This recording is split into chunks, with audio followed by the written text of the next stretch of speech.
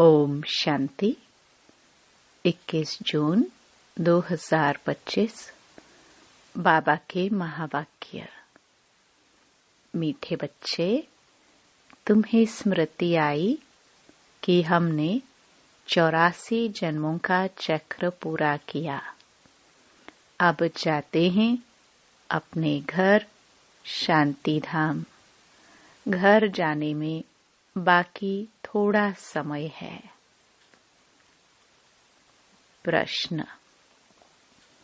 जिन बच्चों को घर चलने की स्मृति रहती है, उनकी निशानी क्या होगी?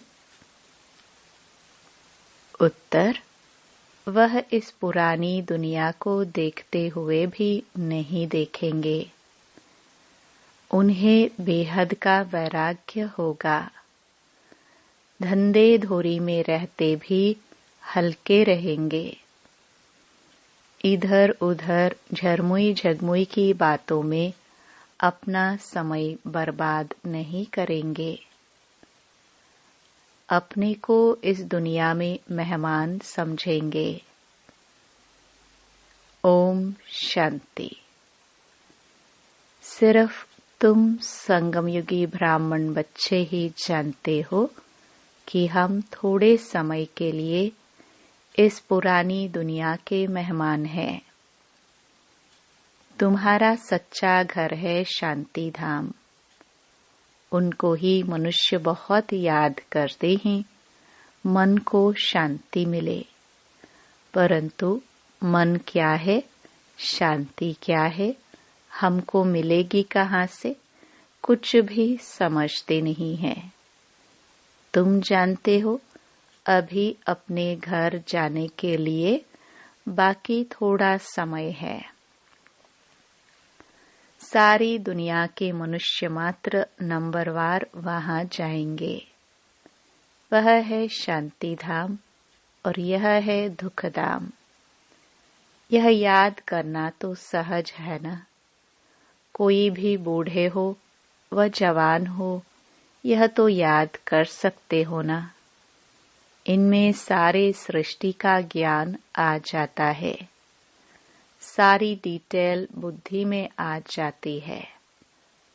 अभी तुम संगम युग पर बैठे हो, यह बुद्धि में रहता है।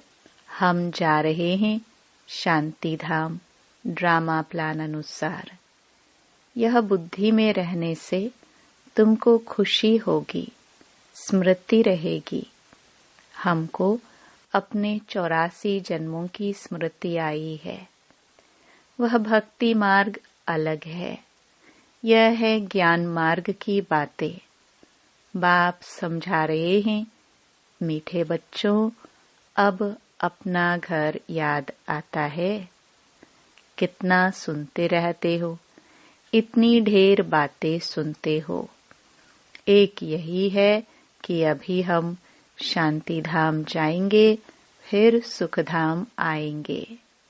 बाप आया ही है पावन दुनिया में ले जाने के लिए। सुख धाम में भी आत्माएं सुख और शांति में रहती हैं। शांति धाम में सिर्फ शांति है। यहाँ तो बहुत हंगामा है ना।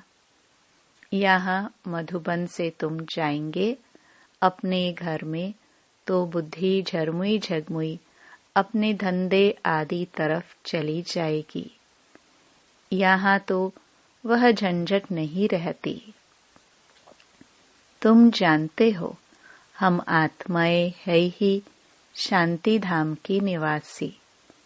यहाँ हम पाठधारी बने हैं और कोई को यह पता नहीं कि हम पाठधारी कैसे हैं। तुम बच्चों को ही बाप आकर पढ़ाते हैं। कोटों में कोई पढ़ते हैं। सब तो नहीं पढ़ेंगे। तुम अभी कितने समझदार बनते हो। पहले बेसमझ थे। अभी तो देखो लड़ाई झगड़ा आदि कितना है। इनको क्या कहेंगे। हम आपस में भाई भाई हैं, वो भूल गए हैं। भाई भाई कभी खून करते हैं क्या? हाँ, खून करते भी है तो सिर्फ मिल्कियत के लिए। अभी तुम जानते हो, हम सब एक बाप के बच्चे, भाई भाई है। तुम प्रैक्टिकल में समझते हो, हम आत्माओं को बाबा आकर पढ़ाते हैं। 5000 वर्ष पहले मुहाफिक हमको पढ़ाते हैं, क्योंकि वह ज्ञान का सागर है। इस पढ़ाई को और कोई भी नहीं जानते। यह भी तुम बच्चे जानते हो, बाप ही स्वर्ग का रचयिता है। सृष्टि को रचने वाला नहीं कहेंगे, सृष्टि तो अनादि है ही। स्वर्ग को रचने वाला कहेंगे, वहां और कोई खंड नहीं था। यहाँ तो बहुत खंड है। कोई समय था जबकि एक ही धर्म था, एक ही खंड था। पीछे फिर वैरायटी धर्म आए हैं। अभी बुद्धि में बैठता है कि वैरायटी धर्म कैसे आते हैं। पहला पहला आदि सनातन देवी देवता धर्म है। सनातन धर्म भी यहाँ कहते हैं, परंतु अर्थ तो कुछ समझते नहीं। तुम सब आदि सनातन देवी देवता धर्म के हो, सिर्फ पतित बन गए हो। सतो प्रधान से सतो रजो तमो होते गए हो। तुम समझते हो आदि सनातन देवी देवता धर्म के हैं।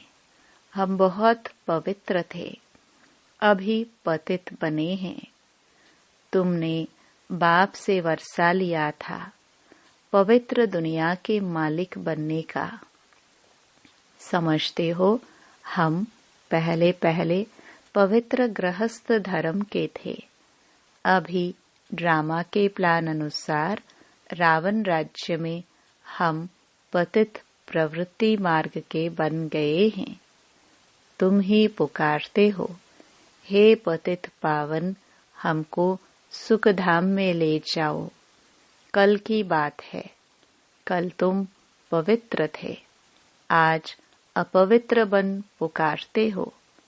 आत्मा पतित हो गई है, आत्मा पुकारती है, बाबा आकर हमको फिर से पावन बनाओ।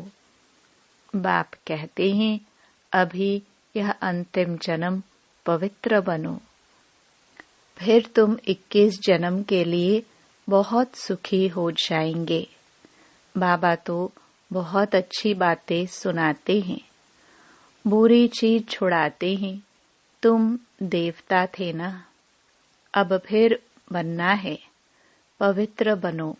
कितना सहज है, कमाई बहुत भारी है। तुम बच्चों की बुद्धि में है, शिव बाबा आया है। हर 5000 वर्ष बाद आते हैं। पुरानी दुनिया से नई होती है जरूर, यह कोई और बता न सके। शास्त्रों में कलयुग की आयु बहुत लंबी करती है। यह है सारी भावी ड्रामा की। अभी तुम बच्चे पापों से मुक्त होने का पुरुषार्थ करते हो। ध्यान रहे और कोई पाप ना हो जाए। देह अभिमान में आने से ही फिर और विकार आते हैं, जिससे पाप होता है। इसलिए भूतों को भगाना पड़ता है। इस दुनिया की कोई भी चीज में मोह ना हो। इस पुरानी दुनिया से वैराग्य हो। भल देखते हो, पुराने घर में रहे पड़े हो, परंतु बुद्धि नई दुनिया में लगी हुई है। जब नए घर में जाएंगे तो नए को ही देखेंगे। जब तक यह पुराना घर खत्म हो, तब तक आंखों से पुराने को देखते हुए याद नए को करना है। कोई भी ऐसा काम नहीं करना है जो फिर पछताना पड़े। आज फलाने को दुख दिया, ये पाप किया। बाबा से पूछ सकते हो, बाबा ये पाप है, गुटखा क्यों खाना चाहिए? पूछेंगे नहीं तो गुटखा खाते रहेंगे। बाबा से पूछेंगे तो बाबा झट हल्का कर देंगे। तुम बहुत भारी हो, पापों का बोझा बड़ा भारी है। 21 जन्म फिर पापों से हल्का हो जाएंगे। जन्म जन्मांतर का सिर पर बोझा है, जितना याद में रहेंगे हल्के होते जाएंगे। खाद निकलती जाएगी और खुशी चढ़ जाएगी। सतयुग में तुम बहुत खुशी में थे, फिर कम होते होते सारी खुशी तुम्हारी गुम होती गई है। सतयुग से लेकर कलयुग तक इस जर्नी यात्रा में 5000 वर्ष लगे हैं। स्वर्ग से नरक में आने की यात्रा का अभी पता लगा है कि हम स्वर्ग से नरक में कैसे आए हैं। अभी फिर तुम नरक से स्वर्ग में चलते हो। 1 सेकंड में जीवन मुक्ति। बाप को पहचाना। बाप आए हैं तो जरूर हमको स्वर्ग में ले जाएंगे। बच्चा पैदा हुआ और मिल्कियत का मालिक बन गया। बाप के बने तो फिर नशा चढ़ना चाहिए ना, उतरना क्यों चाहिए? तुम तो बड़े हो ना। बेहद बाप के बच्चे बने हो तो बेहद की राजधानी पर तुम्हारा हक है। इसलिए गायन भी है। अतीन्द्रिय सुख पूछना हो तो गोपी वल्लभ के गोप गोपियों से पूछो। वल्लभ बाप है ना, उनसे पूछो। नंबरवार पुरुषार्थ अनुसार ही खुशी का पारा चढ़ेगा। कोई तो झट आप समान बना देंगे। बच्चों का काम ही यह है, सब कुछ भुलाए अपनी राजधानी की याद दिलाना। तुम तो स्वर्ग के मालिक थे। अभी कलयुग पुरानी दुनिया है, फिर नई दुनिया होगी। अभी तुम बच्चों की बुद्धि में है कि हर 5000 वर्ष बाद बाप भारत में ही आते हैं। उनकी जयंती भी मनाते हैं।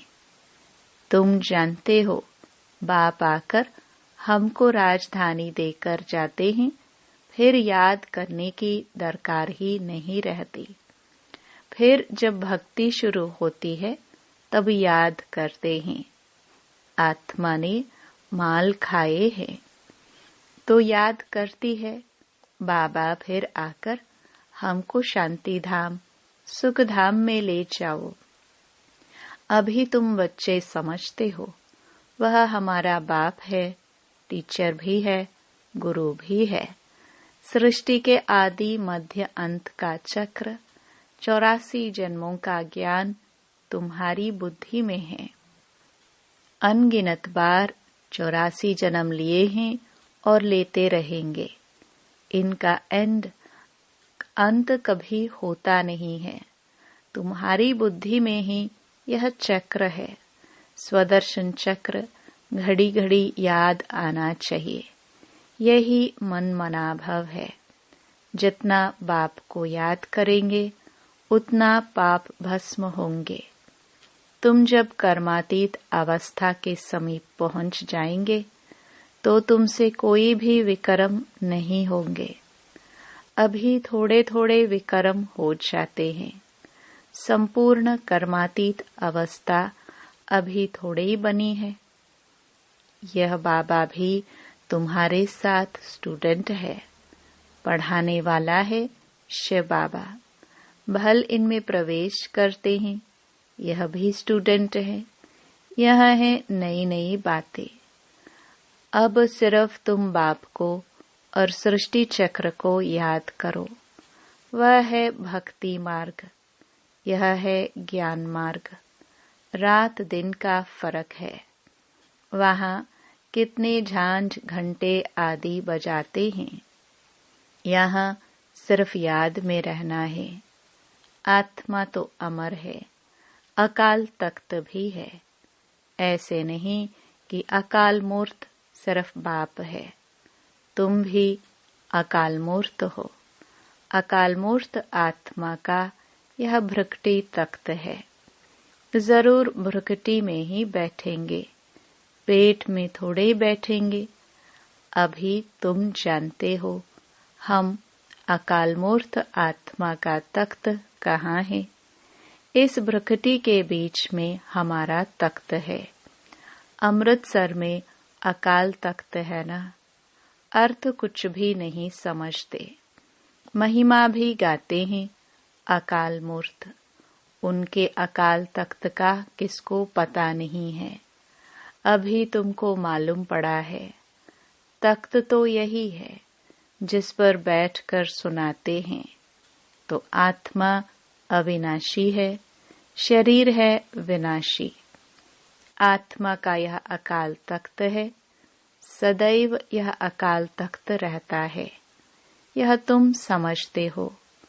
उन्होंने फिर वह तख्त बनाकर नाम रख दिया है।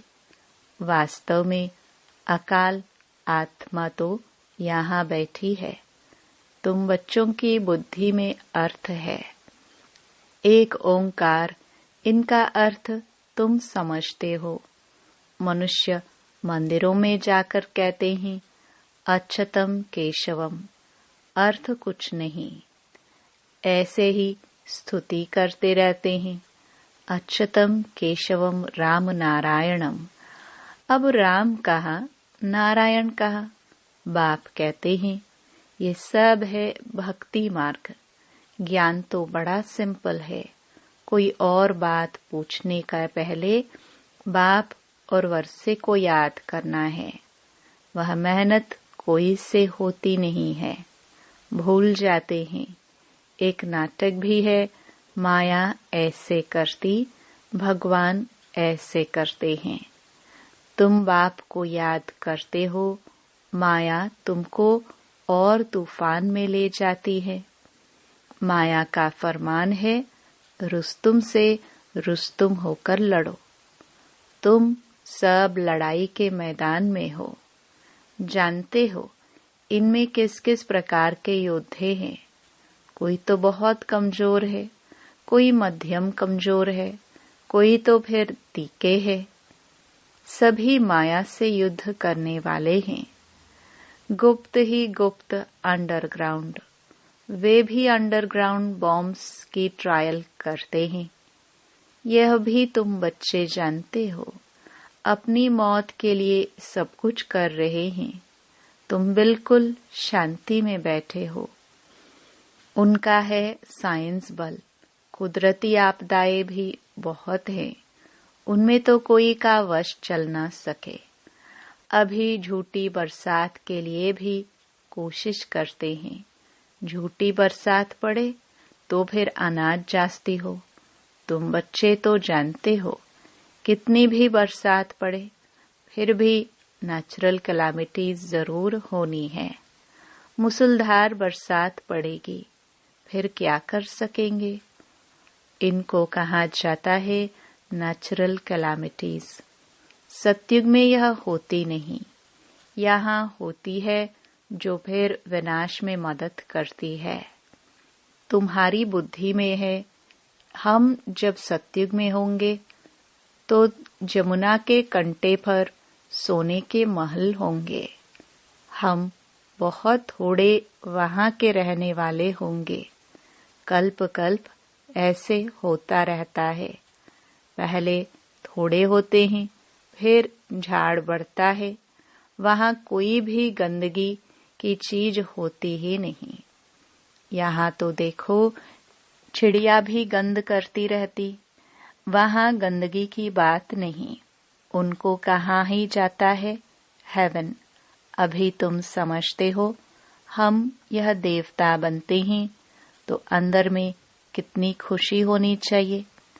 माया रूपी जिन्न से बचने के लिए बाप कहते हैं तुम बच्चे इस रूहानी धंधे में लग जाओ। मन मना भव, बस इसमें ही जिन्न बन जाओ। जिन्न का मिसाल देते हैं ना, कहाँ काम दो तो बाबा भी काम देते हैं, नहीं तो माया खा जाएगी। बाप का पूरा मददगार बनना है। अकेला बाप तो नहीं करेगा। बाप तो राज्य भी नहीं करता है। तुम सर्विस करते हो, राजाई भी तुम्हारे लिए ही है। बाप कहते हैं, मैं भी मगध देश में आता हूँ। माया भी मगरमच्छ है, कितने महारथियों को हप कर खा जाती है। ये सब है दुश्मन। जैसे मेढक का दुश्मन सर्प होता है ना, तुमको मालूम है, ऐसे तुम्हारा दुश्मन है माया। अच्छा, मीठे मीठे सिखिलदे बच्चों प्रति मात पिता बाप दादा का याद प्यार और गुड मॉर्निंग। रूहानी बाप के रूहानी बच्चों को नमस्ते। धारणा के लिए मुख्य सार। पहला, स्वयं को पापों से मुक्त करने का पुरुषार्थ करना है। देह अभिमान में कभी नहीं आना है। इस दुनिया की कोई भी चीज में मोह नहीं रखना है। दूसरा, माया रूपी जिन्न से बचने के लिए बुद्धि को रूहानी धंधे में बिजी रखना है। बाप का पूरा पूरा मददगार बनना है। वरदान, सर्व खजानों को समय पर यूज कर निरंतर खुशी का अनुभव करने वाले खुश नसीब आत्मा भव। बाप दादा द्वारा ब्राह्मण जन्म होते ही सारे दिन के लिए अनेक श्रेष्ठ खुशी के खजाने प्राप्त होते हैं। इसलिए आपके नाम से ही अब तक अनेक भक्त अल्पकाल की खुशी में आ जाते हैं। आपके जड़ चित्रों को देखकर खुशी में नाचने लगते हैं। ऐसे आप सब खुश नसीब हो। बहुत खजाने मिले हैं, लेकिन सिर्फ समय पर यूज करो। चाबी को सदा सामने रखो, अर्थात सदा स्मृति में रखो और स्मृति को स्वरूप में लाओ, तो निरंतर खुशी का अनुभव होता रहेगा। स्लोगन, बाप की श्रेष्ठ आशाओं का दीपक जगाने वाले ही कुल दीपक है। अव्यक्त इशारे। आत्मिक स्थिति में रहने का अभ्यास करो, अंतर्मुखी बनो। आत्मिक स्थिति में रह बाहर मुखता को छोड़ दो तो मेहनत से छूट जाएंगे और अनुभवों के सागर में समा जाएंगे।